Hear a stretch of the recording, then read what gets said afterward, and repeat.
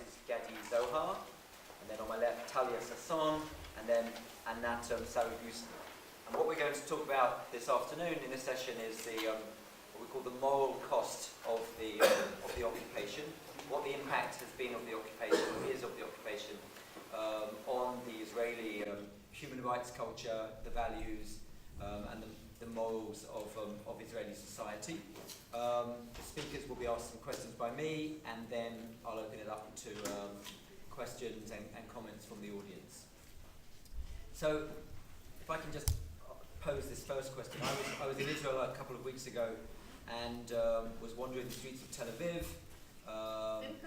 You did meet me there, and everyone seemed, the sun was shining, people were happy, people were going on with their daily lives, and it just looked like a vibrant, Western culture. And then I went into a meeting, in fact, with you, when we started talking about next year is going to be the 50th year of the occupation.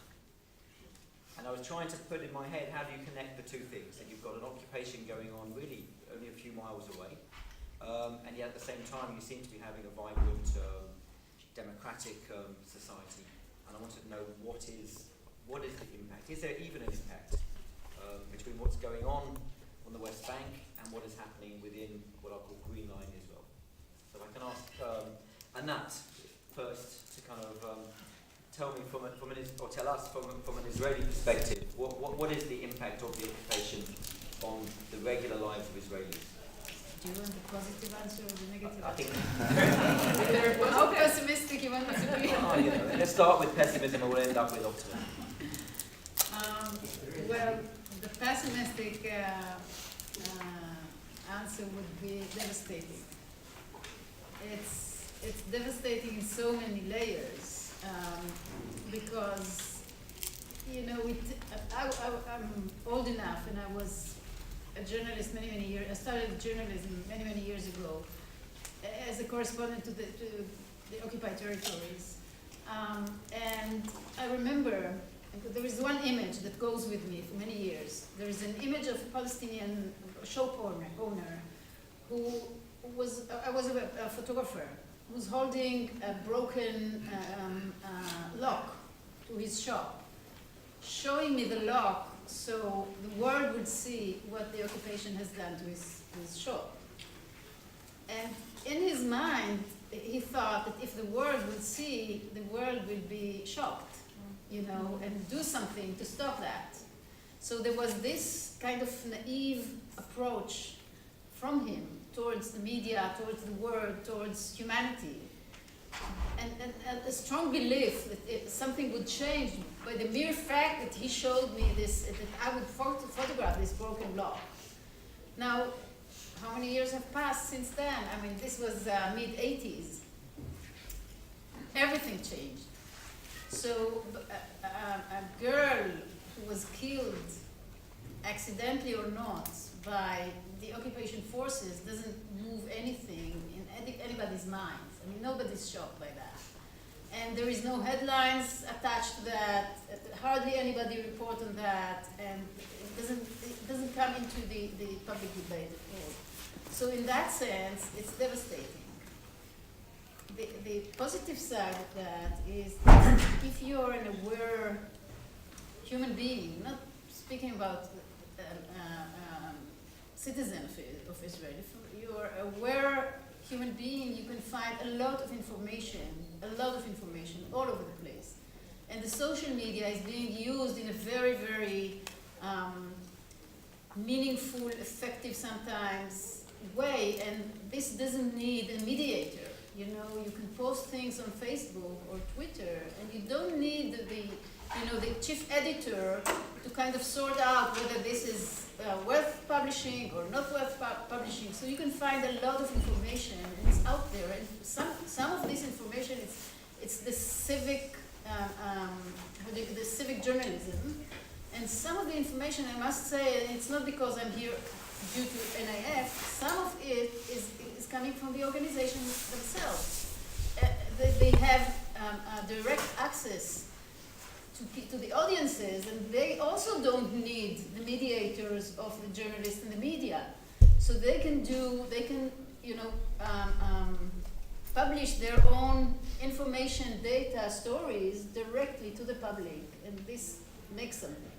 So this is extremely, extremely important because nobody shuts down anybody's mouth. Okay, so you can do what you want. If you want to be aware, you can have everything. Everything's out there. So if I can ask Talia to kind of follow on from that, does the fact of the occupation and the continuation of the occupation affect sort of the political discourse, the civic discourse within Israel? Does it affect the way in which people talk to each other? Does it affect the way that NGOs operate and how the government treats them? Or is there no connection between the two?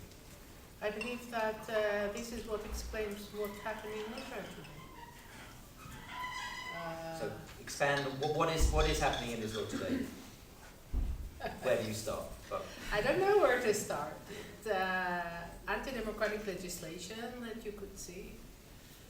You could see people are not talking about peace anymore. This is not a word that people are using. If you're for peace, then at least you are naive, if not stupid. You don't understand the situation. People are focused on fear and hatred between Jews and Arabs. Jews and Arabs inside Israel, with our Arab citizens of Israel, and Jews and Palestinians out of Israel in the West Bank and Gaza Strip. The whole thing that there is a debate, in my perspective, it's not exactly, the debate is between people who believe in the end that we deserve the whole thing. We, the Jewish people, have the right ideological that God gave it to us, or we deserve it anyhow, even if we're not religious. This is us, this is ours. It belongs to us, it's not to them. If we allow them to stay here, their situation, as our Prime Minister just said, is much, much better than their brothers all around us. We did them a favor.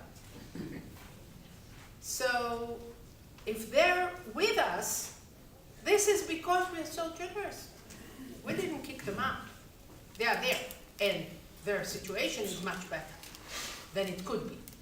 But they're not equal. Don't exaggerate. This is ours. So, this way of thinking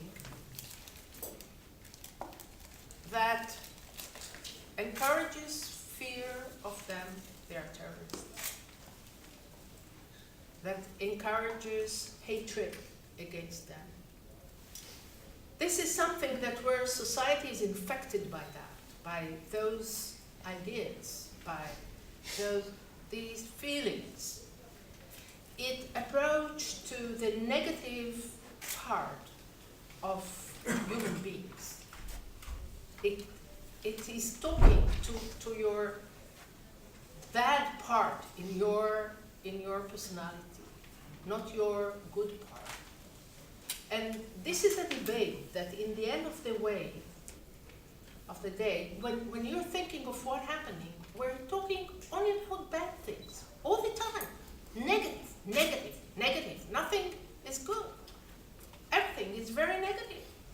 We need to protect ourselves against those horrible enemies. They are animals. They're not human beings. They're not the same as us. Even if they're being killed, they're not the same as us. They're not sorry as we do for their losses. So this is a way of thinking that of the principle of inequality is not there at all. We're different. Not human, not exactly like as we do. They don't have our values, they are different. I think that the situation of occupation affects everything in Israel.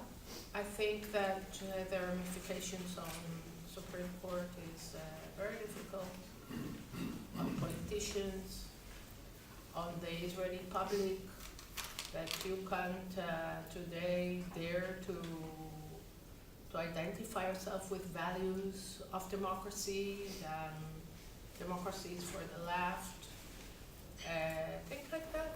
So, majority of Israelis don't want to be involved, don't want to see, don't want to know about Palestinians and the way they live. There is a wall. It's a very high wall. We don't want to know about what's happening there. They are bad, they are our enemies, they produce terror. There is the IDF to take care of them. And there are other people that it's very convenient for them to ignore the moral ramifications because it's not in their ideological way. They want the whole thing, as I told you before. Okay, thank you. Gadi, as a former sort of military man, I don't think you, were you involved in the 67 war? This was before your time. No, I wasn't. You were there. Okay. Okay, I'm trying to be nice to you. Okay. 48. 48, I won't ask. I won't ask. So, when you were involved, so how has Six-Day War was seen as a triumph for Israel? The days before, the months before, there was the whole fear that the whole project, the whole country was at risk. But then there was this great miracle of the Six-Day War. And then the day after, you're suddenly in occupation of hundreds of thousands of people. And Amos Oz, as a young soldier, he wrote a book about I think it was called The Seventh Day. And it was like, what's the impact going to be on Israeli society?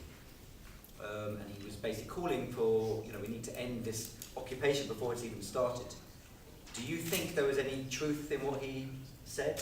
Do you think the occupation has had a negative impact on Israeli life, Israeli society? As someone who was there at the very beginning. Yeah, unfortunately, he was not the only one. And that wrote about it, and what is happening, this is what we are seeing now.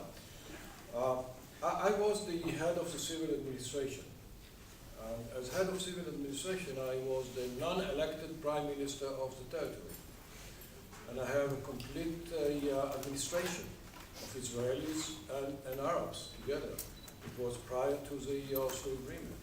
And I felt the responsibility that we are taking about ourselves on the controlling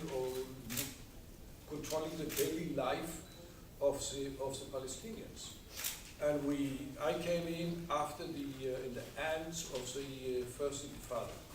So the Intifada was still there. We were trying to change the atmosphere. And I found that our involvement in the daily life of the Palestinians was so deep. That was, for me, I came to the West Bank from Washington, D.C.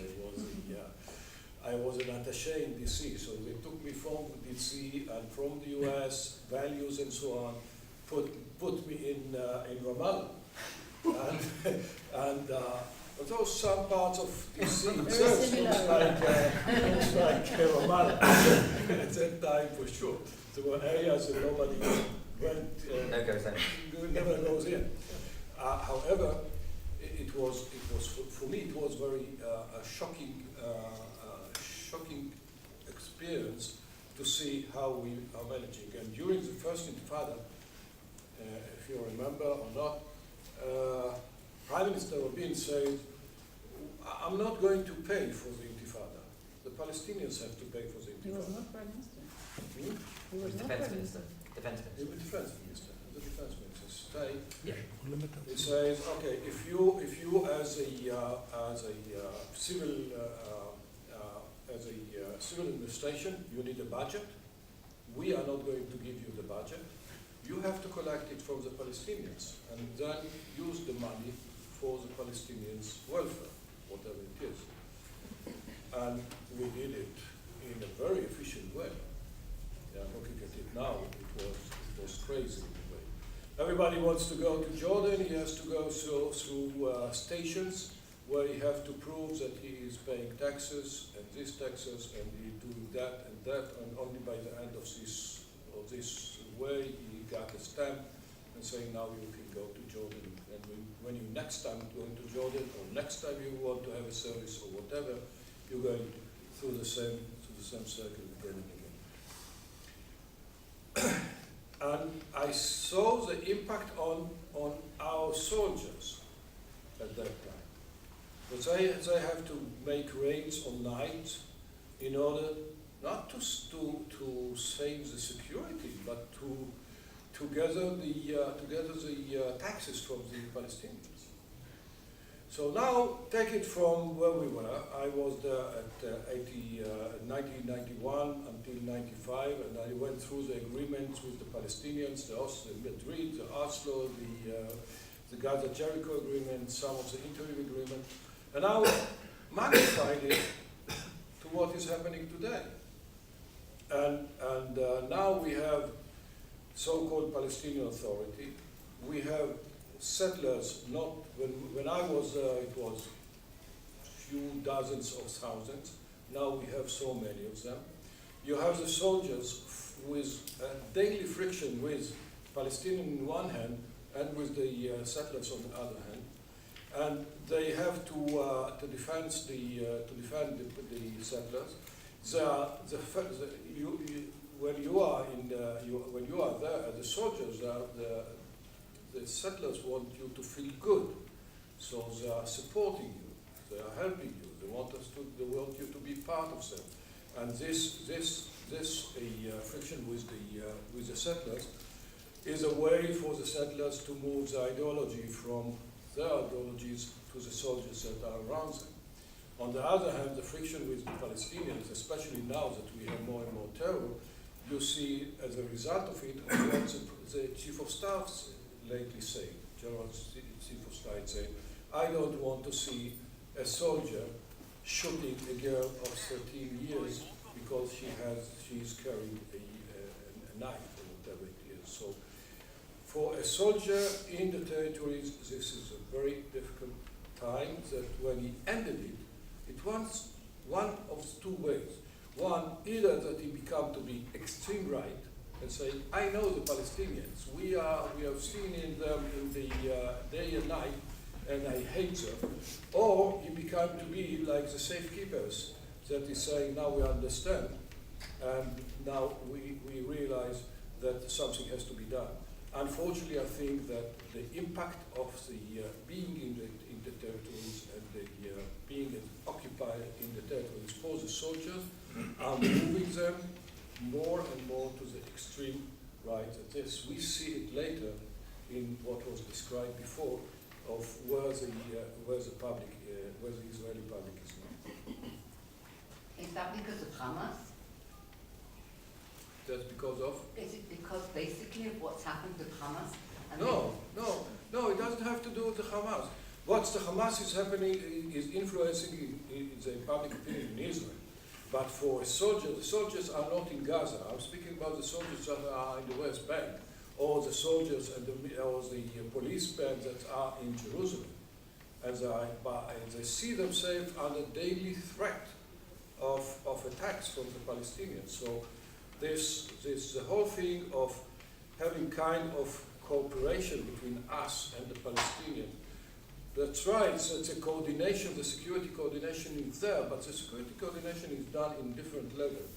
On the ground, these are the Israelis on one side, Palestinians on one other side, and there is a kind of a war between them. And for the soldiers, they see themselves under threat every moment.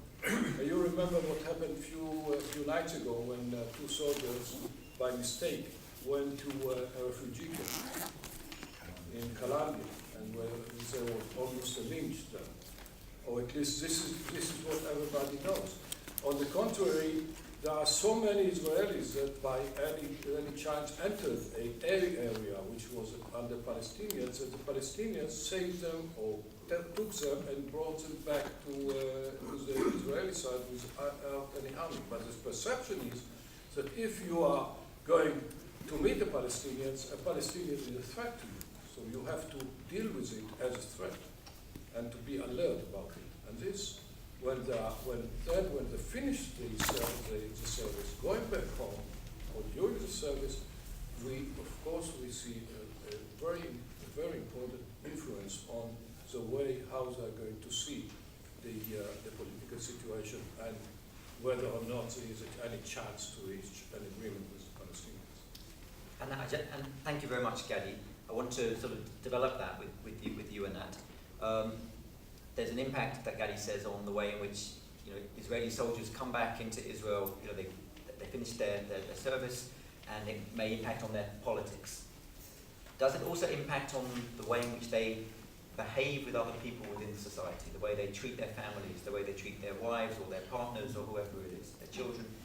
Can you tell us something about that? I think the whole issue colors everything in Israeli lives, meaning that since this is a very militaristic society and security is the main issue in the hierarchy of issues that the state deals with and the society has to deal with, so it covers everything. So you speak, we have this, one of the topics in this panel is the human rights issue. I mean, this is the collateral damage of the occupation, the fact that women's rights and minority rights and human rights and all these issues are pushed aside because now we have to deal with our own existence, so to say. And so we cannot, say anything else because now there is a force majeure in the society and we need to put all the budget in. And so it's not only the fact that soldiers come from the front or whatever that is back home and they carry guns and now there is domestic violence, rise in domestic violence, and they behave very brutally within their civil lives and within the workplaces, and the whole debate is very full of flames and very loud and very extreme, and everything stems from that because we are kind of protecting ourselves, and by protecting ourselves we become bullying to others. So as a woman, I feel it very, very directly towards me because I have no voice, because everything, and again, excuse me, Gadi, we're still at the same panel for the second time. I don't have a voice because, sorry, Israela, I really like what you're saying. I don't have a voice, I mean, not me, Anat, I have a voice because I'm a journalist, I can express myself and I write a lot. But as a woman, I don't have a voice in security issues because I was not in the army, I was not a general, I didn't grow up in the army, I don't have this vocabulary. So what do I have to say about that if I promote peace, if I promote an agreement with the Palestinians? I mean, really, you're not really serious. I mean, you're very naive. And most of my peer groups feel the same. The Arab citizens of Israel, of course, because they are seen as a threat to start with. I mean, they are not our allies. They are not part of the society. They are the threat. So we have to fear of them. We have to put some surveillance on them. We have to be very cautious against them. The Haredim, well, this is another issue. So the whole society is kind of divided into different tribes, as the president of Israel said. We have different tribes, and the tribes don't work together. And all of this stems from the occupation, because the occupation, all the focus of the society is on the occupation, how they defend ourselves from, God forbid, from peace. We have to defend ourselves because there are so many enemies around us. And one more thing I want to say is the separation war. Before, and Gadi would remember that, I mean, before the Oslo Agreement, before the separation war was built, there was some kind of interaction between the Israelis and the Palestinians. We could meet, we could know each other, it was more personal. We could humanize them because we could see them. They spoke Hebrew, some of us would speak Arabic. When I started on television, I was a correspondent to Gaza. I was in Gaza for 2 years. I was driving from Tel Aviv to Gaza, 50 minutes drive, every day. And people used to relate to me, and it was not, running around towards the sunset, happily ever after, but still, there was some kind of interaction. People would know one another. Now, it's like the demon. We are their demon, and they are our demon. So it's very frightening To even think that you would meet, God forbid, a Palestinian on the road, you know, what would you say? What would you do? How can you defend yourself? I mean, this is not a human being at all. It's a terrorist. One thing you talk about, Anat, is the shrinking of the democratic space as a result of the shrinking and expansion. I mean, it happens at the same time. Yeah, there's the expansion you talked about before, which is to do with civic journalism and so forth. But I want to follow up with Talia in terms of the shrinking of the democratic space, because I know this is something that you know about and you think about. One of the recent issues that's been going on in Israel has been the attack on one of the organizations called Breaking the Silence. And I wonder if you could explain to the audience what's happened, who they are, and how that's affected by the occupation. Well, Breaking the Silence are an organization of former soldiers of Clive that after they have their service in the occupied areas, they decided to expose to the Israeli society things that went wrong in their perspective when they served in the army. And they became a kind of a voice of soldiers that are serving in the army that could give a report or give evidence about what happened when they were there and things went wrong. The soldiers, what they think is that their behaviors or behaviors of others wasn't a wrong behavior against Palestinians. This organization is preparing reports. They sent their report to the chief of commander of the IDF.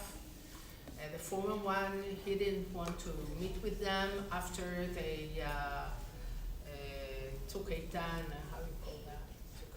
Protective edge. Yeah, right. The last war in Gaza. And what they're doing, in addition to what I described, is that they are going abroad. They made an exposition in Switzerland in some place, and they're being in the United States and talking to people about what the IDF did in their eyes. In Israel, there are a majority of Israelis, I don't know if majorities, but the right wing, let's say, is very much against this organization, which seems in their eyes to be the extremist organization that is going against the IDF soldiers. You know that we're in Israel, we don't have any more secret cows except one, and this is our soldiers. In the army, to be against the soldiers is something like treason. It's horrible, it's being horrible. And the fact that this is what they do, and they write a report and they put them in the web, it's going against the IDF, and not only against the IDF in Israel, but out of Israel, which means it's not breaking the silence, it's breaking the tools. This is the end of the days, what they're doing. So there were lots of attacks against this organization, and then one day we found out that there was a publication in television that there was a person who was a kind of a spy, a mole, that was, we call them shtulim in Israel. Now we have a new word. Shtulim means planted people that are undercover. They are in some organization, they get the information of what this organization is really doing, and exposing that after that to show all the people what a horrible organization it is.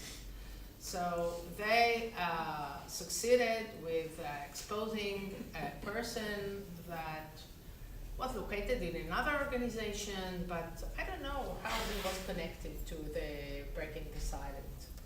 But they found some connection, and it was published, and the whole state stood on its feet. It was a really balagan in Israel. And then NIF decided on that time to go on public the first time in front, to be in the front. Usually we're giving money to another organization. We made a campaign against that organization who exposed those people, the Shtulim people. This organization is called Im Tirtzu. If you wanted to, it's something that is taken from Herzl's phrase, and they cut it, and they try to put themselves as the real Zionists, this extremist Im Tirtzu organization on the right. And they did the whole campaign against breaking the silence and B'Tselem. And what NIF decided to do is to make an opposite campaign against, we didn't say against whom, but it was very clear that we're against the phenomena of pointing at people as Shtulim because they are supportive of human rights in Israel. And so this was our campaign. It was the Rabin face, and it was written there in that chatul they took care of already. And then there was a small film that showed a few things, how they, this Im Tirtzu organization is against many kinds of Israelis that supporting human rights. And then after, well, it was a lot of shoutings and things against our campaign. Many people were involved in that. It was, I think, more or less 1 million shares, or Yeah, on Facebook, 1 million people watched the video. The video, and it went on television, and it was a big balagan. And then Im Tirtzu went with a new campaign against new Shtulim, that they said these are the most important novelists and artists in Israel. There was Amos Oz, there were people from NIF, there were people, Rivka Michael, very known artists in Israel. And the whole country discussed the thing. And we did a huge event. We invited many artists to this event. It went on television, and then started people, and the first one was Naftali Bennett, that Im Tirtzu was an organization that he himself was involved with founding it. He said that they went too far, it was too much, and after him said to the Prime Minister and all the other right-wing people, they said it was too much. What you did is overdoing, we didn't mean it to be like that, something like that. Whatever, the CEO of the Im Tirtzu had to resign. So, to your question, what is breaking the silence, what's going on in Israel, this is the answer. Thank you very much. Short question and long answer. Yeah. Thank you very much. So, I want to open up the debate to the audience, and we'll take questions. If you can just identify yourself and then ask the question. Please, if you've got comments, keep them very short. I have promised Keren that she can have the first question, because normally I don't, whenever I'm chairing a panel and Keren's in the audience, we have an issue. And she promised me a very short It's the question. quickest way to shut me up anyway. Anat, you spoke, what you were talking about, I was waiting to hear from you if you would describe the atmosphere and how Tel Aviv is. Tel Aviv, to anybody that doesn't know, is a country on its own. It has a completely different attitude with blocking everything out, other than which cafe you're going to sit in. It's not as bad as it used to be in the 70s. If you didn't have a telephone, you knew which cafe everybody was sitting in, and everything really did revolve around specific cafes. I was down on the West Bank on some of the posts with Yossi Bailey. with a group that were going around in the 80s, and I watched Arab girls that were going to the university for a finals exam, and they wouldn't let them through.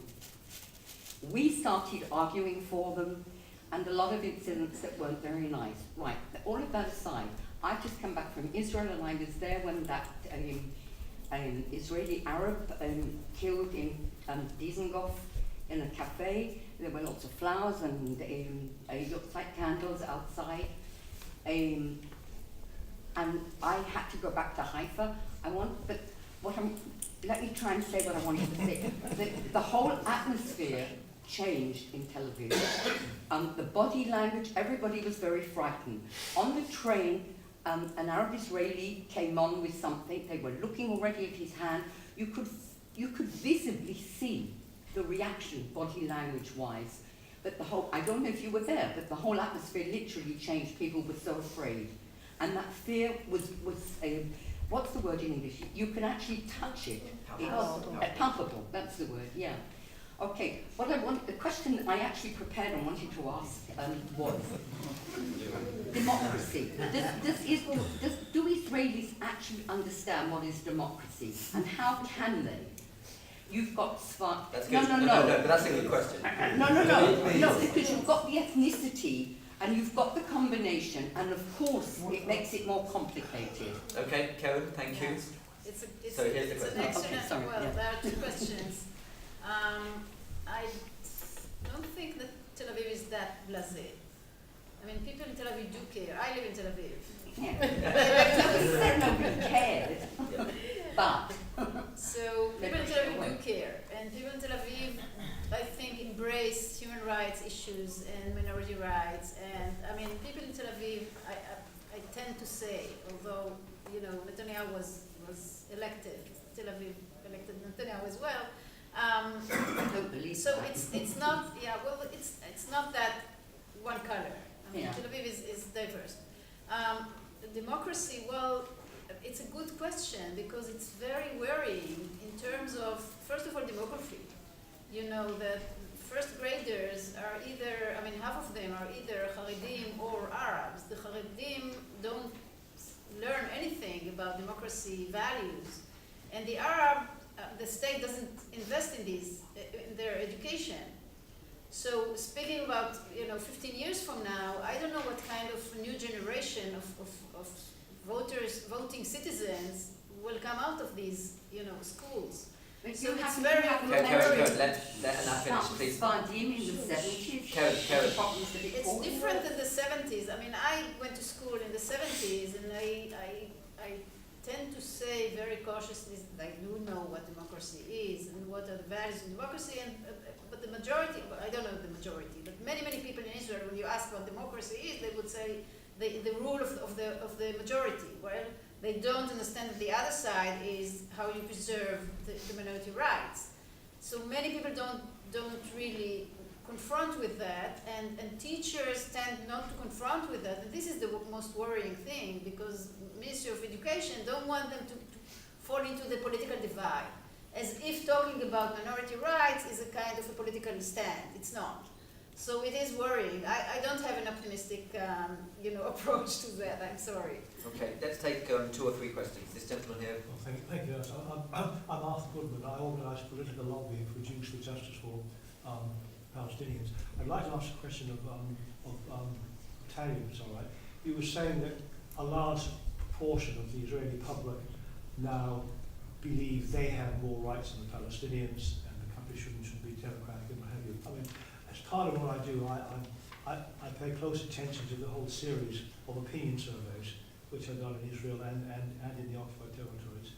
And I was shocked a couple of years ago when I read the results of one of the Israeli surveys. It's something like, I think I can recall the percentages fairly well, something like 40% of the respondents said they thought things like the Jews should have more rights in Israel than the Palestinians, that important decisions should be made by a Jewish majority in the Knesset, and even in some cases that really important decisions should be reserved for the rabbis. Does that sound true to you? Is the percentage of people who think that way really so big? Because it's quite terrifying if it I think is. it's even bigger now. What? I think it's bigger now. I Do you? Yeah, Right. I think in the last. Talia, do you want to answer that? Or can you answer that? Well, I think I can't change the details. No. And this is reality in Israel. This is what we're facing. And This it's getting is- more so. This is why I said, I don't know when, I don't know where I spoke, but I said, NIF is so important. NIF is so important because you need to get people to understand what is democracy is all about. And if you want to protect democracy, democracy won't protect you. And what does it mean? And what happened in the history of the Jewish people? What happened to us? They don't really understand. They think that as long as we're talking about our rights, it's okay. When we're talking about other side rights, Not okay. not okay, not at all. They don't have those rights, right? So we need, and education is a long term. So it's very difficult. Therefore, NIF, that is fighting for Israel democracy in many, many ways. Therefore, I believe that to support NIF, those people who wants to support Israel's democracy should do that. This is the way. This is the way today for Israelis, and many Israelis understand that today. Even 2 years ago, they didn't. And I believe that if more Jews around the world will support us, we will become bigger and our impact will be bigger. Thank you. Let me, David.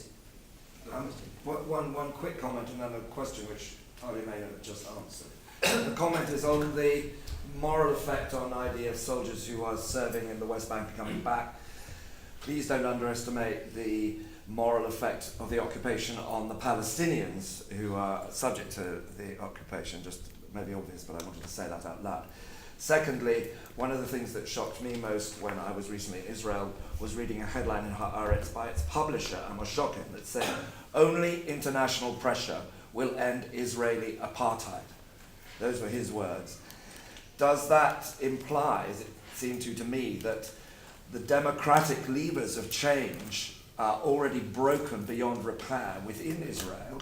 And if that is true, and you agree with him, what should we be doing today to apply that international pressure? Gadi, would you like to answer? Yeah. Since the Israeli society is so confused, they are looking for many kind of solutions. Saying, okay, if we cannot solve it by itself, let's bring somebody from outside and they will do the work for us. I don't think that is the way. I don't think it's the way. And we see the BDS and we see what is the BDS. And by the way, the BDS reaction in Israel for the BDS is completely pushing the Israeli society more to the right, because say the world, everybody is against us. The world is against us. So we are the only one. We have to defend ourselves. We remain alone in the field. The battlefield is inside Israel, and inside Israeli society. This is where we have to work, and this is where we have to fight. I'm not expecting anybody from the outside to do the work for me. I don't think that the sanctions will bring the solution by the end of the day. So this is, I know this notion that people from the leftist side of it are saying, okay, if we cannot do it, let's bring the international. The international community can help once we are going into the process, or to push us towards the process. But to look for the outside pressure to solve our own problems, it will not work. Can I add to that? Of course.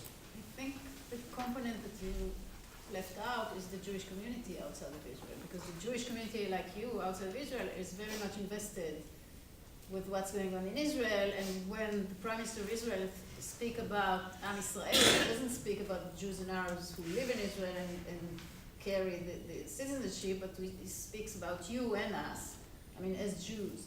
So this is why the Jews outside of Israel has a lot to say about that, because he, pulled them into the debate, or pulled you into the debate. So this is where you get your entry ticket to the debate and to influence what's going on in Israel. I mean, so you have a major role, I think, in presenting your values into this debate and try to influence. Yeah, of course. Add to this? I just want to add to what Anat said, is that I believe that there's a difference between states in the world, that they could attack Israel, put pressure, yes or no, and this is one question. Another question is about, as Anat said, about the Jewish communities all around the world. Now, it's not only that our Prime Minister said that something about the Jews, whatever they are. Israel defined itself by law as the homeland of the Jewish people. This is what Israel is. And that means that this is the definition. And when the definition is in risk, why the Jews all around the world have not the authority to say what they have about that issue? So I believe that you have a voice, and you should raise it. Lady here. That's exactly the question I wanted to get to, which was in Canada, just about a couple of weeks ago, the JNF started a campaign against Yachad-NIF and succeeded and they would not sponsor her concert in Vancouver. And what I see in the larger Jewish community outside Israel is extreme right from the Knesset and the larger and increasingly religious community here in London and in Toronto and also in other places in the United States. There is a growing, and it started like last year in the Gaza war, which was if you're going to say one voice against what is happening in Gaza, you're a traitor, and you are against Israel, and you're a self-hating Jew. You hear this time and time again in the larger Jewish community. Okay. It's very, very So a good answer to that is Yachad-NIF is coming to London in a couple of weeks' time, sponsored by the NIF. Oh, great. Okay? But when she comes and she gives her concert, there will be protesters outside who are boycotting Israel. So even though Yachad-NIF, and this is the problem, and actually it's The absurdity of the situation is that when someone who speaks out against the occupation or in favour of civil rights and is a supporter of the NIF or other organisations, and when Ami Alon comes to speak to England, he's talking about a two-state solution. How do we get there? Ex-head of the Shin Bet. There are protesters outside saying he's an Israeli, then we must protest. So there needs to be a little bit of nuance on the BDS anti-Israel side, so that the voices that we have can actually get out there. Because there's no point in bringing over Yachad-NIF if she can't actually speak and sing and say we need peace. And it also costs a lot of money. Yeah, this lady here. I have a question for Gadi, but just to say, Talia, everything that you were saying about fear-mongering, I grew up in South Africa. Why don't they appreciate what we did for them? And the rest of Africa, look at that as an example. If we let them rule, You heard that already. Yes, grew up with that. But I was in October, I go and help on the olive harvest. And this year a soldier said to me, we were trying to cross the settler road to get to the groves. We'd had trouble every day with this. We'd gone exactly where they told us to cross, the time, everything. We'd obeyed all of their restrictions. Stopped us again, said we can't go. And I said to him, what about that High Court ruling 2007 that the soldiers must protect the Palestinians when they pick? He said to me, those laws don't apply to us. I said, but you're an Israeli citizen. He said, yes. I said, the highest court in your land. He said, they don't apply to us. Here we make the laws. How much of this is told? I mean, do the soldiers, are they told this, or where does he get this information? I know precisely about this case, but I can imagine that this is what is happening.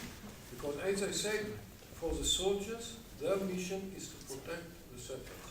This is not to protect the Palestinians. And if you are coming and intervening in it, you are making disorder in this area and say, okay, we are the one. Officially, I'm sure that this is not what they are being taught. This is not what are the orders, because the orders they have to keep with democracy. But these are the facts on ground. These are the facts on ground.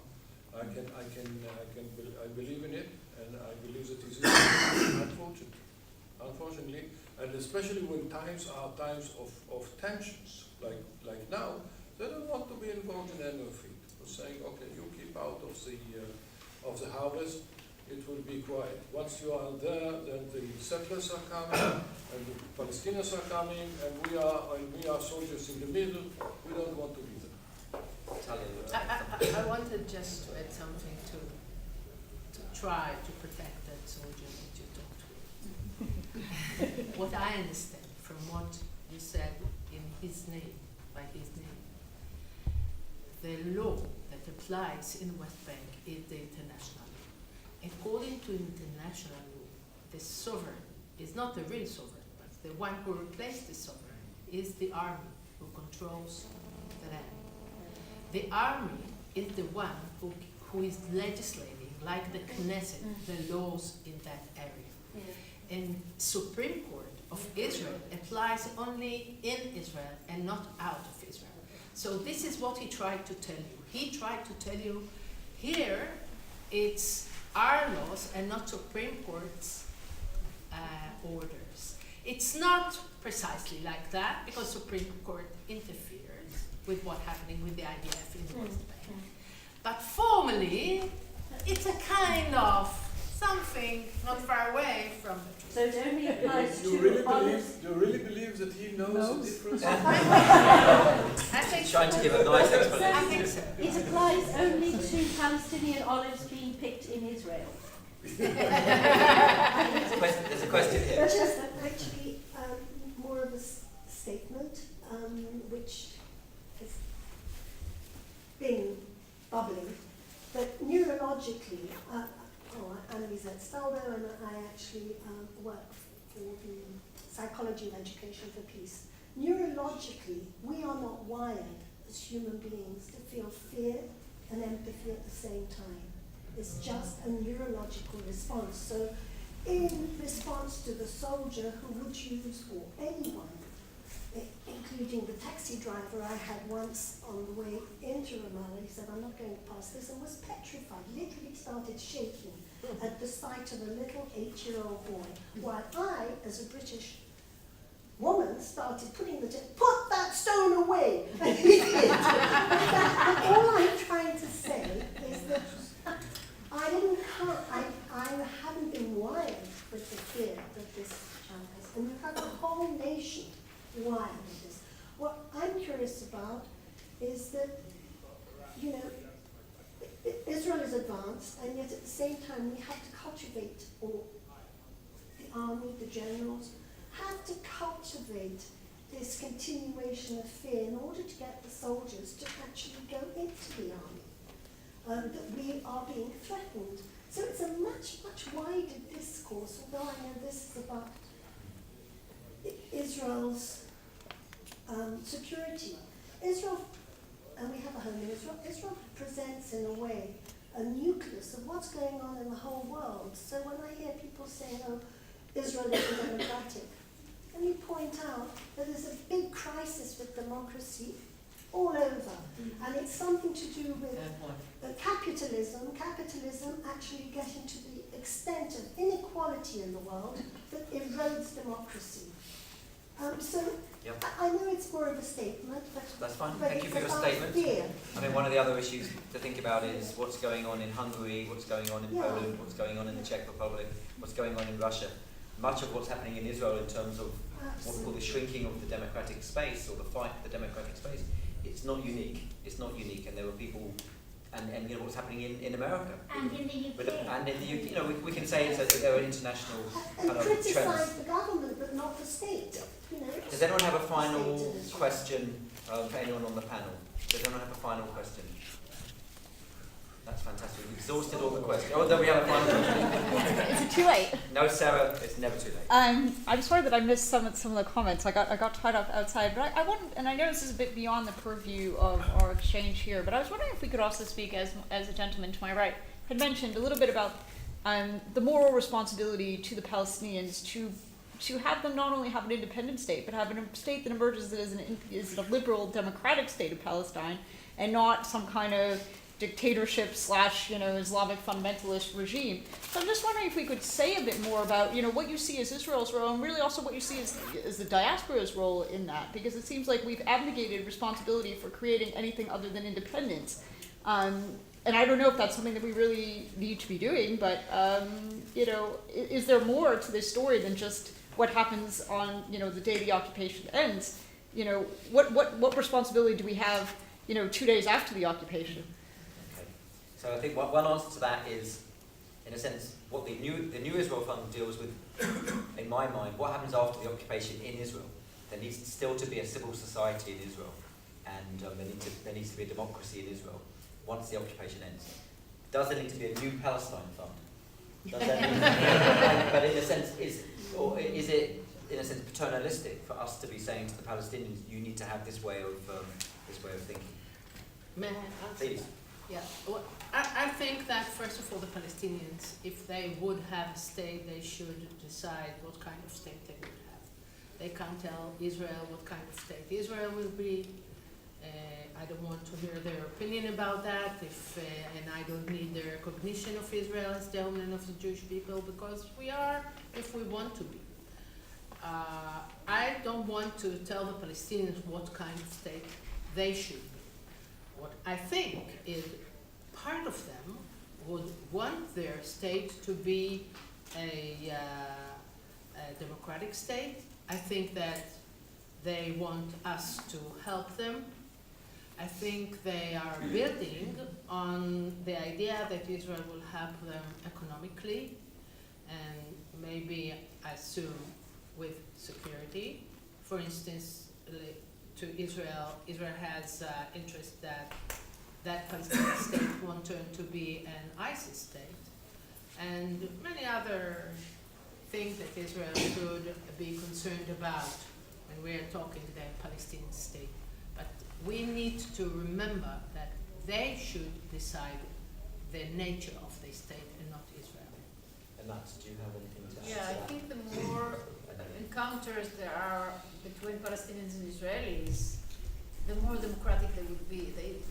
They would not just out of the blue moon were considered to be the most democratic society among the Arab societies. This was because they were exposed to the Israeli democracy, and they looked up at the Israeli democracy and they said, well, we want that. Now that there is the separation barrier, they no longer see Israel, and there are no any kind of contacts between Palestinian and Israelis, so they're not exposed to the Israeli media, they're not exposed to the Israeli debate, they're not exposed to the Israeli values, the Jewish values, democratic values, etc. So what they see in front of them is Egypt and Jordan and Syria, or what was Syria, and all the other dictatorship among the Arab world. And this is for our worst benefit. I mean, this doesn't play good for us.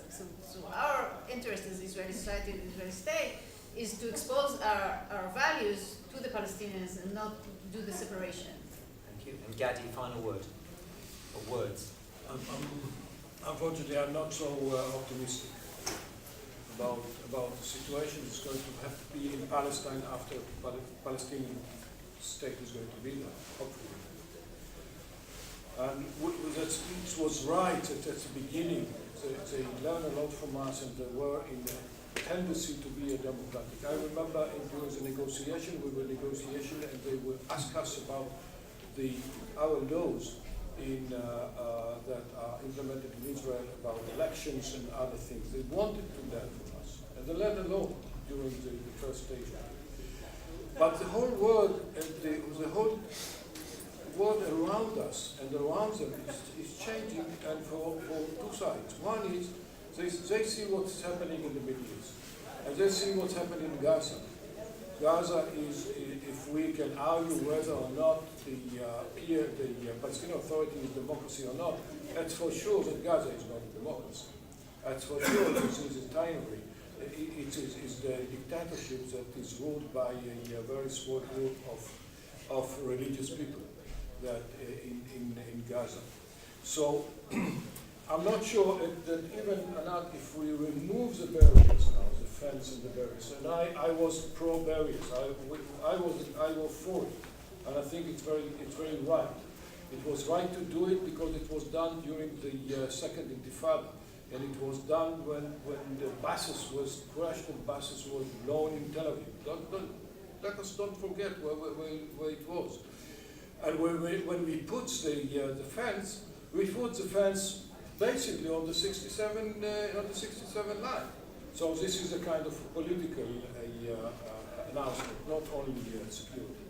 So the society, the Palestinian society is moving in one hand to something that is less democracy, and the government is not a democracy now, and they were not elected for years and so on. You see what's happening between the President Abbas and the prime ministers and so on. On the other hand, they are the only one who didn't went through the Arab Spring. So there's a wave underneath. They're saying, okay, sometime the revolution will come to the Palestinian state. So we are not here to say what kind of a democracy or what kind of societies they are going to have, but it's important to us. If we are going to have an ISIS next to us, this is not something that we want to happen. And for that, we have to be involved, not in a way of saying them what kind of a regime they have to say, but to make all the precautions to make sure that we are not going to meet this kind of an ISIS or any kind of a Hamas on our borders. This is a real risk that we are taking, so we have to take the need to. Okay, thank you very much. Thank you very much.